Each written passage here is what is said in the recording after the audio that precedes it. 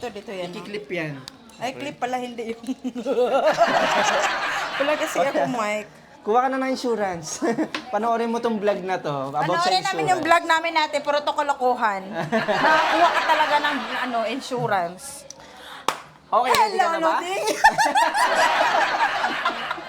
So, wala mga Lods, kasama ko si Neng. Hola, I'm Neng, na maganda in Madrid. Okay, so gagawa kami ng video kasi gusto niya mag-inquire kung paano yung insurance. So tamang-tama, Yes, nandito na ako sa office namin, after namin mag-decor, ngayon naman, gagawan ko siya ng quotation, and i-explain ko sa kanya kung ano-ano Okay. yung mga coverage ng insurance. Ang life insurance, nakafocus siya sa amount na matatanggap ng beneficiaryo mo kapag nawala ka na. Nakafocus siya sa pera. Ang usually binibigay natin ay 100,000 euro. Ay, pa! coverage. Tumataginting na 100,000 euro. Ganun yung ano naman, yung death insurance, o tinatawag na family assistance, nakafocus siya dun sa maraming coverage na sinabi natin. Kapag nawala na yung may-ari. Kaya siya tinawag na family assistance para kung sakali may mangyari sa may-ari ng policy, hindi mo mong problema pinansyal yung pamilya. Diba? Kasi okay na yung may pamana ka na piso kaysa meron ka ipapamanang utang na piso. Alam mo yun? Ganun yun. So, ganun kahalaga ang insurance. So, ngayon, alamin na natin magkano yung Oo, magkano pala yung monthly mo. insurance? Oo. Ilang taong ka na? I'm 34 years old. 34 years old. Yes. Okay, so ngayon alamin natin magkano yung presyo ng 34 years old. Ayan Ayan, nga pala, guys. huwag mo pakita. Mag-GP ako dito. Yung mga pwede lang kumuha ng life insurance, tapos death insurance, ay yung mga residente na dito sa Spain na meron ng NIE o residensya Yes. or DNI. Okay? Okay. So katulad din Neng, meron na siyang residensya. Congratulations! Siyempre, di natin Kakakuha ko pwede lang yan ipakita. kahapon. Ayan. Oo, kakakuha ko Pero lang yung mga kahapon. yung mga wala pang NIE, passport pa lang ang meron, pwede kayo mag-apply ng Sanitas or ayun yung health insurance. Oo, yung mga Adeslas, Ayun yung ganon. magiging protection Bakit ninyo. wala din ba sa ano? Kapag nandito sa Spain. Oo, yung mga passport lang. Hindi ba pwedeng ano lang din? Sa life insurance, tsaka sa death insurance, hindi po pwede kumuha yung okay. passport lang. So, pag health insurance, Yes, health insurance Oo, health pwede. insurance, Passport. ganon, passport dito. Pero kapag life insurance, death insurance, kailangan at least May, NIE okay, or at least, DNI. okay. Okay, mga lords, malinaw yan ha. Okay. Ka lang yung ano ko na, ano. Ganon pala yan. So, Neng, bakit mo ba gustong kumuha ng Gusto ko insurance? kumuha ng insurance kasi we don't know in the future kung anong mangyari sa atin. Like, hala, nabangga na tayo ng ano dyan. Anik-anik, char. Kung makita ng mga anik-anik, paano na lang ang buhay ko? Hindi tayo maano, i-cremate ko na lang ba ang sarili ko? Okay.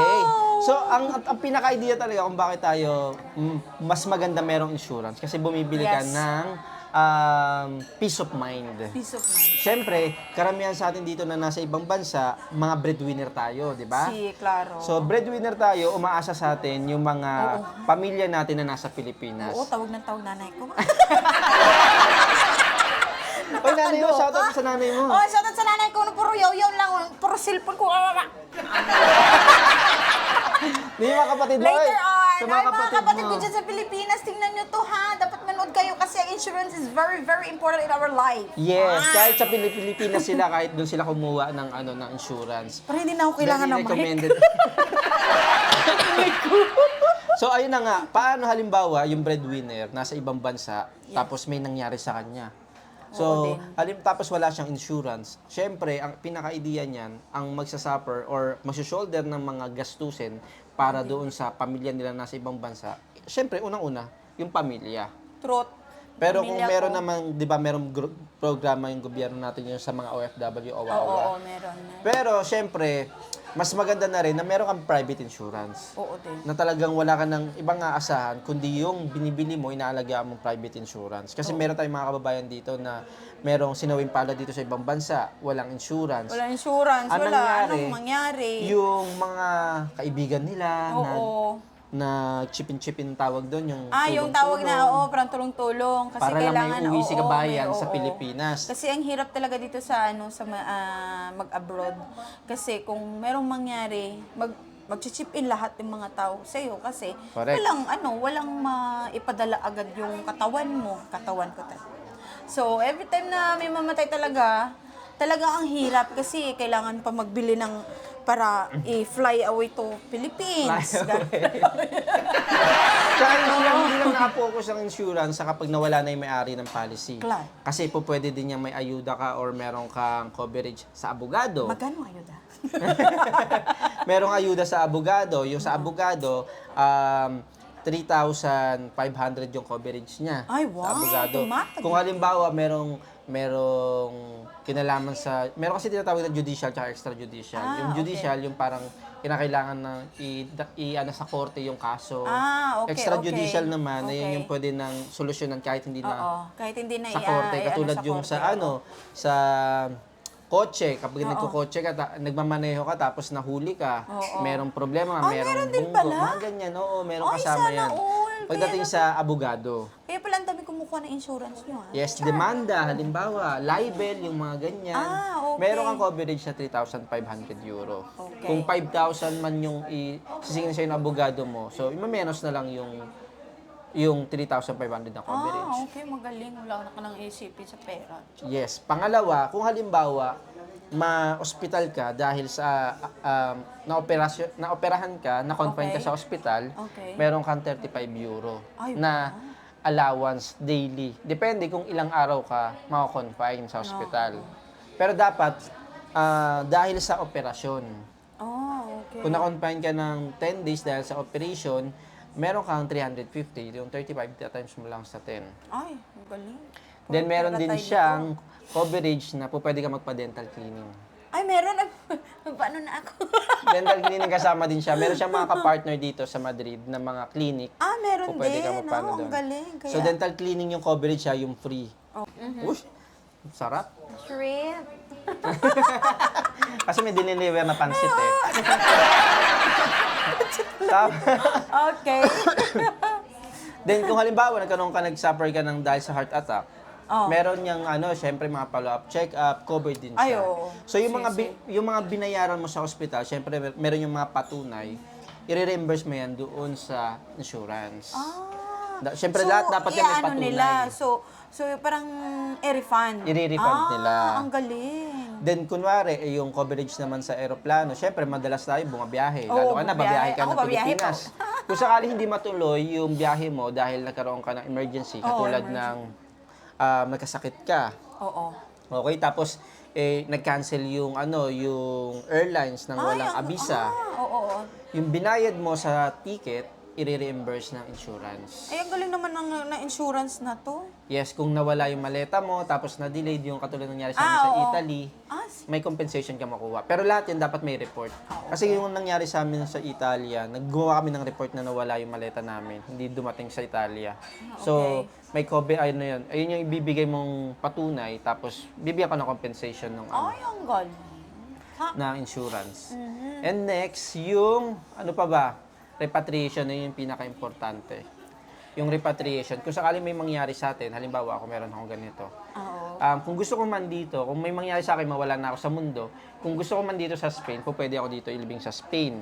Dito. Meron ding tanatorio, alam mo yung tanatorio? Ano Parang St. Peter sa atin sa Pilipinas. Oo. Yung funeral service, Oo. worth 5,600 euro. Ay, grabe. Okay. Tapos, ano din yan sa insurance? Wala. Ano? Ay. Covered din yun ng insurance. Covered din yun sa insurance. Ang galing. Yes. Yes po. Yes po. Kami yung tatlong nagpapagsita ng alas 5 hanggang alas 6. Para po sa... Sa Santa Lucia. Si Limuel po. Si Limuel po yung mag-assist sa inyo. Bale, upo muna po kayo doon, porfa. Ay, ang galing. Sila, kukuha din sila ng insurance. Oo, yung Ayun, kinaganda dito, ang dami na nagtitiwala sa atin. Oo, kasi parang ngayon, lately nakita ko sa vlog mo, puro insurance yung parang kumuha yung mga kabayan. Ayun talaga kasi, yung kasi gusto kong matutunan ng mga kababayan natin. Oo, kasi sobrang kasi din, helpful yung insurance ngayon na bago nilang, na launch nila Alice. Pinibenta. Yes. Very Kasi nice. itong insurance na to, itong company na to ay isa sa pinakamalaking insurance company dito sa Spain. Yes. Then 100 years na sila. Yes. Nag-ooperate. Parang talagang trusted talaga siya na insurance. Correct. So, Yes. Yung siyempre, lahat tayo, karamihan sa atin, ng mga Pilipino, gusto kapag may nangyari sa atin, ibabalik yung katawan natin sa Pilipinas. Klaro? Okay, Yung so mga gusto na mag-ano, covered siya. For example, saan ka nakatira? doon sa Mindanao. Sa Mindanao. So, Saan sa Mindanao? Doon talaga sa Bukidnon. Sa Bukidnon. Oo. So, yung repatriation, hindi lang natatapos sa airport. Hanggang doon sa Bukidnon, kung saan ka nakatira. Ay, God. Ganun Door siya. to door, ganon.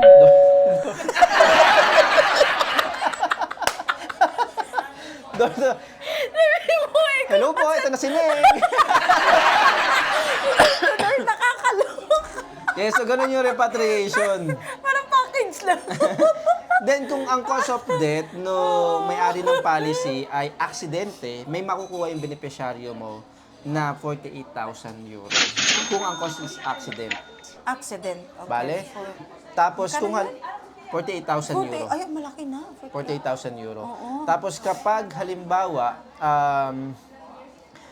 buhay pa tayo, na aksidente tayo, tapos na menos valido tayo, meron chance na yung 48,000, kahit buhay pa tayo, ibibigay na sa atin. Ah. Pero depende yan sa kaso.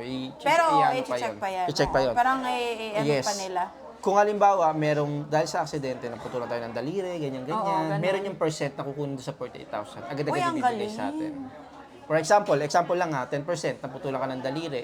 So, 48,000, kukunin yung 10% doon, meron kang 4,800, agad-agad ibibigay sa atin. Ibibigay. Just, for example lang yun na. Okay. Paano pag mahulog sa kanal? Meron kang 80,000 pesos. Sama ko Bueno. So, yan yung mga coverage ng, Insurance. insurance. Wala. So, ngayon mga Lods, nalaman natin ang monthly Calculation. yes, na po pwedeng bayaran ni Neng sa insurance niya. Dalawang insurance to. Merong life insurance, Yes. o tinatawag na BIDA in Espanyol.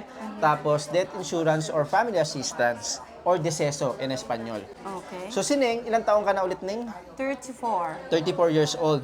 So, sa edad na 34 years old, ang kanyang monthly ay 177.34. Ayan ang Sakto. yearly mo. Yearly ko. 337.24. 34. Oo. 34. 34. I-divide natin siya sa 12. Ang monthly So, mo, monthly ko po is 28. Let's convert it already, 29.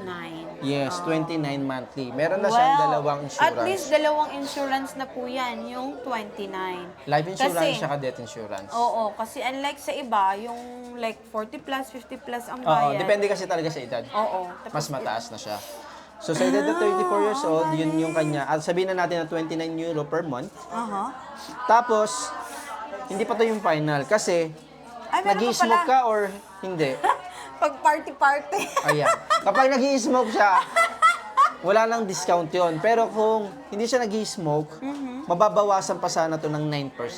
Yung 132 mo, isabihin mo na 28 ka monthly. Oo. So, yung 132.65, Okay. kung hindi siya nag-i-smoke, meron pa siya sanang 9% na discount. So, maging... Yung 132 niya, naging 120 na lang. Oo. Idagdag mo Pero yung ako. Hello. 4.69 divided by 12. Yung 28 mo, parang konti lang yung difference. Oo. Konti lang difference. Oo, konti lang yung Pero at difference. least may discount. One. Oo. Okay. Yeah, 28 euro per month ang babayaran mo monthly. So, nasa sa'yo yun, kung halimbawa, ngayon ay June 7, kung gusto mo na mag-start ngayon, o pwede na ngayon. Oo. Kumbaga, next week yan mag-a-active. Pero, pwede, kung gusto nyo halimbawa, sa July na kayo magsisimula, pwede naman kayo mag-apply ngayon, then sa July na siya magiging effective. Okay. Sa July na kayo magbabayad. Pero sa July pa kayo magiging covered.